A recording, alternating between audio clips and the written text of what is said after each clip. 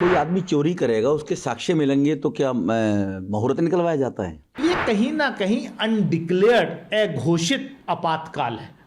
जितने भी opposition leaders हैं या जो अपोजिशन पार्टी के जितने भी लीडर्स हैं वो वेल प्रिपेयर्ड पहले से हैं।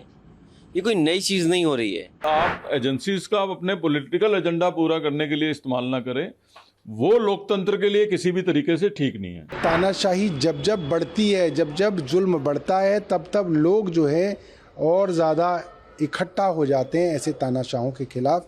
और अब आप देखेंगे केंद्र सरकार के जाने की उल्टी गिनती शुरू हो गई।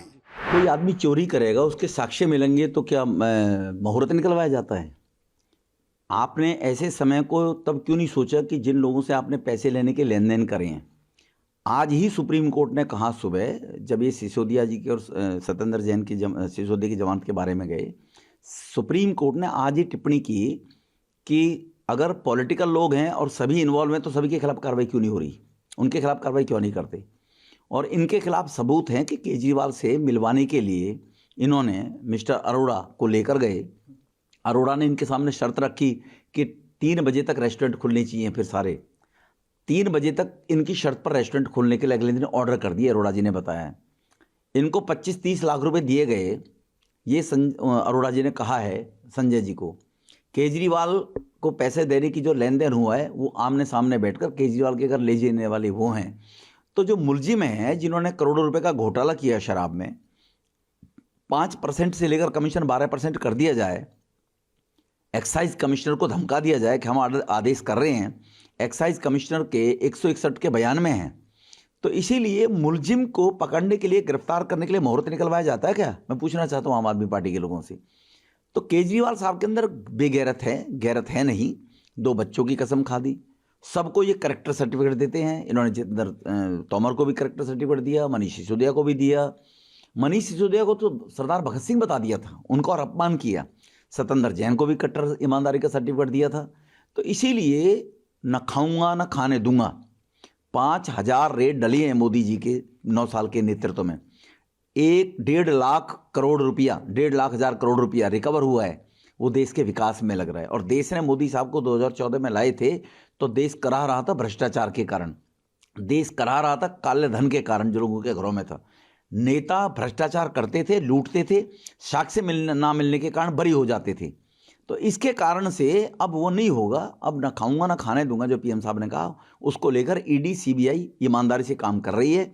पॉलिटिकल आदमी तो 15-20 है जिनके घर में रेड डली है। बाकी 4996 लोगों के डली है, वो कौन थे? वो सब आम लोग हैं, कालाबाजारी करने वाले लोग। तो भ्रष्टाचार कोई भी होगा, मोदी शासन में नहीं बचेगा। ये सरकार विरोध की हर आवाज़ को कुचल देना चाहती है।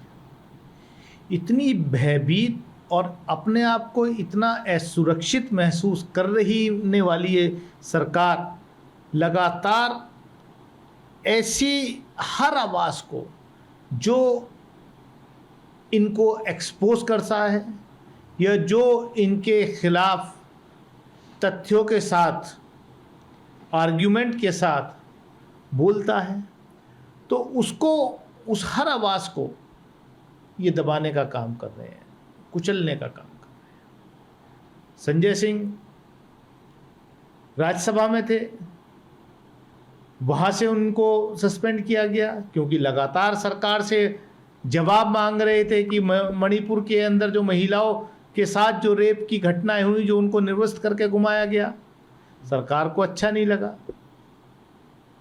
बाहर वो आर्ग्यूमेंट करते थे। कल हमने देखा कि किस तरीके से एक न्यूज़ पोर्टल से जुड़े हुए लोगों को, उनको गिरफ्तार किया गया। और एक उस अखबार की रिपोर्ट पर कह रहे कि न्यूयॉर्क टाइम्स ने कोई स्टोरी छापी। न्यूयॉर्क टाइम्स की एक स्टोरी पर आपने इतनी कार्रवाई कर, न्यूयॉर्क टाइम्स ने तो क्या क्या छापा है इस सरकार के खिलाफ, सरकार से जुड़े हुए लोगों के खिलाफ, उन पर कोई कार्रवाई नहीं हो रही। तो ये कहीं ना कहीं अनडिक्लेयर्ड अघोषित आपातकाल है। हर उस आवाज को जो इस सरकार के खिलाफ उठ रही है, उसको कहीं ना कहीं घेर करके दबाने की कोशिश हो रही है। और संजय सिंह जी के मामले में तो मैं ये समझता हूं कि ये और बड़ा एजेंडा है क्योंकि उनका राज्यसभा का टर्म दिसंबर में एंड हो रहा है, तो दोबारा से उनका रिन्यूअल राज्यसभा में कैसे रोका जाए, वो भी एक मुझे उस साजिश की भी बुआ रही। ईडी, इनकम टैक्स, सीबीआई और लगातार जिस तरीके से घटनाक्रम है, जितने भी अपोजिशन लीडर्स हैं या जो अपोजिशन पार्टी के जितने भी लीडर्स हैं वो वेल प्रिपेयर्ड पहले से हैं। ये कोई नई चीज़ नहीं हो रही है और सत्ता में रहने वाले लोग ये कोई नई चीज़ नहीं कर रहे हैं। दुर्भाग्य इस बात का है, जो लोग चुन करके आए हैं जनता से, आखिरकार वही लोग अन्याय ज़्यादा कर रहे हैं।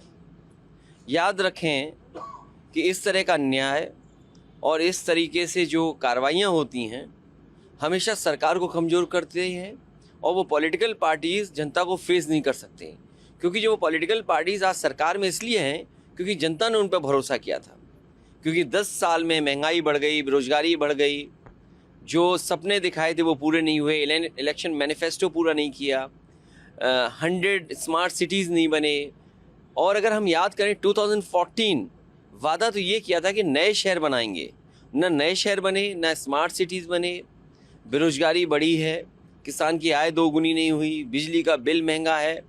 और जिस कदर बड़े बड़े सपने दिखाए थे इन्वेस्टमेंट के, बड़ी बड़ी मीट की गई थी, क्या हासिल हुआ?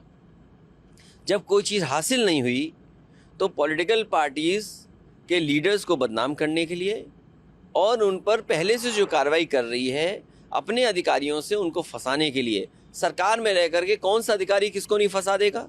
एसओ से कह दो वो जेल भेज देगा, लेखपाल से कहो वो ज़मीन के विवाद तैयार कर देगा। तो सरकार में रह करके ऐसी कार्रवाइयों से सरकार मजबूत नहीं होती है। जब कभी भी जनता के बीच में वोट मांगने जाएंगे तो जनता इनको जवाब देगी। क्या लगता है बीइंग एन अलायंस से आप सब साथ हैं, किस तरह से इसको आप लोग विरोध करेंगे और क्या लगता है अभी आप कह रहे हैं देखिए, अभी हमारा विरोध जैसे जिस स्तर पे जहाँ जो पॉलिटिकल पार्टीज हैं सब विरोध कर रहे हैं और जितनी भी अपोजिशन पार्टीज़ के लोग हैं उन्होंने सब ने कहा ये गलत हुआ है। न केवल विपक्ष के लोग कह रहे हैं, लेकिन बीजेपी के अंदर बैठे हुए नेता बोल रहे हैं कि ये गलत हो रहा है, क्योंकि कल उन्हें वोट मांगने जाना है। इन बातों का जवाब कैसे जनता में दिया जाएगा, ये बीजेपी के खुद के नेता इस बात को सोच रहे हैं। कांग्रेस किसी इरेगुलरिटी को सपोर्ट नहीं करती है। जो शराब घोटाले में दोषी हैं उनके खिलाफ कार्रवाई होनी चाहिए, लेकिन एजेंसीज का मिसयूज भी नहीं होना चाहिए कि अपने पॉलिटिकल हिट साधने के लिए सरकारें एजेंसीज का मिसयूज करें। जो आप मुझे बता रहे हैं कि ये कहा जा रहा है कि क्योंकि उन्होंने कॉपरेट नहीं करा था इसलिए अरेस्ट कर लिया, तो मैं समझता हूँ कि आज ही सुप्रीम कोर्ट का ऑर्डर आया है कि इस बेसिस पे अरेस्ट नहीं कर सकते। अगर वो दोषी हैं और उनकी इन्वॉल्वमेंट है तो ज़रूर अरेस्ट करना चाहिए, और अगर खाली इसी बेस पे अरेस्ट किया जा रहा है कि कॉपरेट नहीं किया जा रहा तो ये एजेंसीज का मिसयूज है। जो दोषी हैं उनके खिलाफ कार्रवाई हो, लेकिन उस आड़ में आप एजेंसीज का अपने पॉलिटिकल एजेंडा पूरा करने के लिए इस्तेमाल ना करें, वो लोकतंत्र के लिए किसी भी तरीके से ठीक नहीं है। जब 1947 में देश आज़ाद हुआ तो मिला क्या? मिली बोलने की आज़ादी, कि अब जो लोगों की बात खुल के बोलेंगे उनको आप ज़बरदस्ती झूठे मुकदमों में जेल में नहीं बंद कर सकते।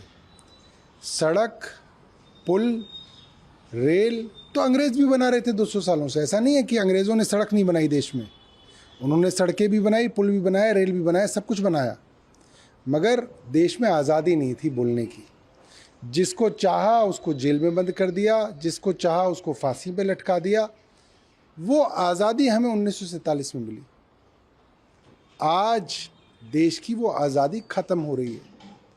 आज देश में गरीबी बढ़ रही है, बेरोज़गारी बढ़ रही है, महंगाई बढ़ रही है, लोग परेशान हैं, दुखी हैं, आत्महत्याएं कर रहे हैं। और अगर कोई लोगों की आवाज़ उठाता है, कौन उठाएगा? विपक्ष उठाएगा, विपक्षी नेता उठाएंगे। अगर अब वो लोगों की आवाज़ उठा रहे हैं तो अब उनको झूठे मुकदमों में जेल में डाला जा रहा है। कहने का मतलब ये है कि अब 2024 तक, जब तक चुनाव है, भारतीय जनता पार्टी की केंद्र सरकार बहुत सारे विपक्षी नेताओं को जेल में डालेगी, ताकि कोई जनता की बात ही ना कर सके, कोई विपक्ष की बात ही ना कर सके, ताकि चुनाव के अंदर आसानी से भारतीय जनता पार्टी जीत सके। मगर ये होगा नहीं, क्यों नहीं होगा? क्योंकि आज से पहले बहुत सारे तानाशाह आए हैं दुनिया में जिन्होंने ये कोशिशें की हैं, मगर तानाशाही जब जब बढ़ती है, जब जब जुल्म बढ़ता है, तब तब लोग जो है और ज़्यादा इकट्ठा हो जाते हैं ऐसे तानाशाहों के खिलाफ। और अब आप देखेंगे केंद्र सरकार के जाने की उल्टी गिनती शुरू हो गई।